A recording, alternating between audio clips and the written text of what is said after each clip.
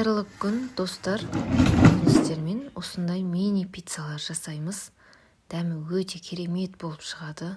Балаларыңызға жасасаңыз, қонақ келгенде жасап берсеңіз, өте керемет дастарханның көркін ашады. Балаларыңызға жегенге де жағымды, жұп-жұмсақ болып шығады. Бізге шамалап қана жарты кесе сүт қажет, және де оған қайнап тұрған су құямыз. Жарты кесе шемішкі май, үйіңізде қаймақ болса, бір қасық қаймақ салып жіберсеңіз, осылай барлығын араластырып аламыз. Сосын оған шамалап тұз саламыз, және де қамырымыз дәмді болу үшін үлкен қасықпен 1,5 қасық қант саламыз. Барлығын әбден араластырған соң оған ұн салатын боламыз. Енді ұнды есептеген жоқпын. Жұмсақ қамыр болғанша осылайша ұнымызды жаймен елеп отырып саламыз.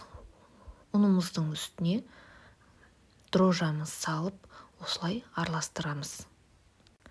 Ұнды бірден көп етіп салып жібермеңіз, қамырыңыз тастай болып қалуы мүмкін. Сол үшін осылай жаймендеп бір-бірлеп отырып салсаңыз, қамырыңыз жұмсақ болып еленеді. Мінекей қамырымыз осындай жұп-жұмсақ болып, әдемі болып шығады. Осыны бір 2-3 сағатқа бетін жауып қойып қоятын боламыз. Егер тез ашсын десеңіз, бетіне пленкамен қаптап, сосын бетін жапсаңыз, қамырыңыз тез ашитын болады. Мінекей қамырымыз ашып шықты.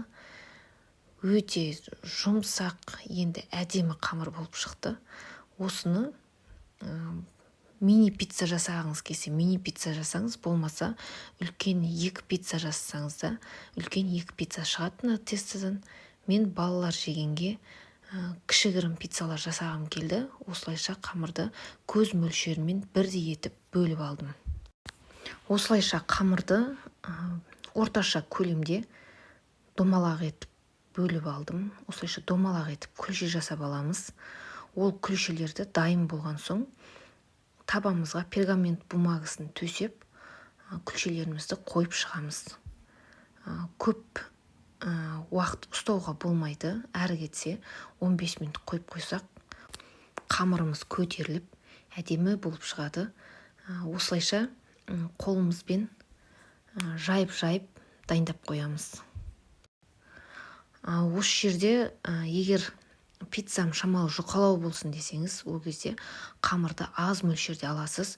Менікі шамалы қалыңдау болып тұр, өйткені балаларым сондай пиццаны ұнатады. Егер жұқа болсын десеңіз, қамырыңызды аз мөлшерде аласыз. Осылайша бетіне кетчуп пен майонезді араластырып, бір қасықтан салып, осылай бетіне жағып шығатын боламыз. Жиектеріне осылай кетчуптың өзін жақтым. Шамалап қана кетчупты осылай жағып шықсаңыз, піскен кезде пиццаңыз деген қып-қызыл әдемі болып шығады.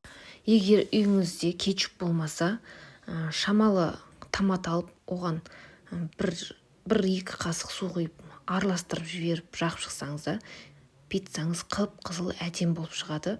Енді қамырымыз 10 минуттай тұру қажет. Осы кезде бетіне салатын салмамызды осылай турап алатын боламыз. Үйде менде огурцы, помидор, шұжық болды, яғни колбаса болды. Соларды турап осылай 9 кіші пиццаның бетіне осылай бөліп салып шықтым. Бетіне салатын салмақты өзіңіз таңдайсыз. Кейбір балдар огурцы, помидорды жемейді, ұнатпайды. Ол кезде тек колбасаның өзінен жасасаңыз болады. Колбаса мен сырдың өзінен. Осылайша барлығын салып шығамыз. Пешімізді алдын ала қыздырып қоямыз. 200-230 градуста осылайша дайын болған пиццаларымызды пешімізге саламыз. Сырымызды пицца пісуіне 10 минут қалған кезде бетіне салып шығатын боламыз. Оға дейін сырымызды осылай үгітіп, дайындап алатын боламыз. Сырдан әдемі пиццаға арналған сыр болса әдемі болып шығады. Менде голландский сыр, қарапайым, орташа бағадағы сыр. Мінекей пиццамыз 15 минут пеште тұрды. Пісуіне шамалы уақыт қалды. Осылайша сырды бетіне қойып шығам. Сырды бетіне қойып, арғаратай тағы да 10 минутқа салып пісіріп алатын боламын. Мінекей пиццаларымыз пісті. Осындай әдемі, жұп-жұмсақ, дәмі өте керемет болып шығады. Міндетті түрде мен рецебімен жасап көріңіздер. Көп те зат кетпейді рецебіне. Үйдегі бар заттармен жасадым. Бұл жерде ең маңызды сырыңыз еритін сыр болу керек. Кейбір сырлар ерімей қалуы мүмкін, сондықтан алған кезде мұқият болыңыздар. Менің рецебім ұнап жатса, видеомды қолдап кетіңіздер, лайк басып, комментарий жазып, каналыма тіркеле кетіңіздер. Каналыма алдағы уақытта көптеген әдемі рецепттер салатын боламын. Міндетті түрде менің каналымды бақылап жүріңіздер. Сау болыңыздар.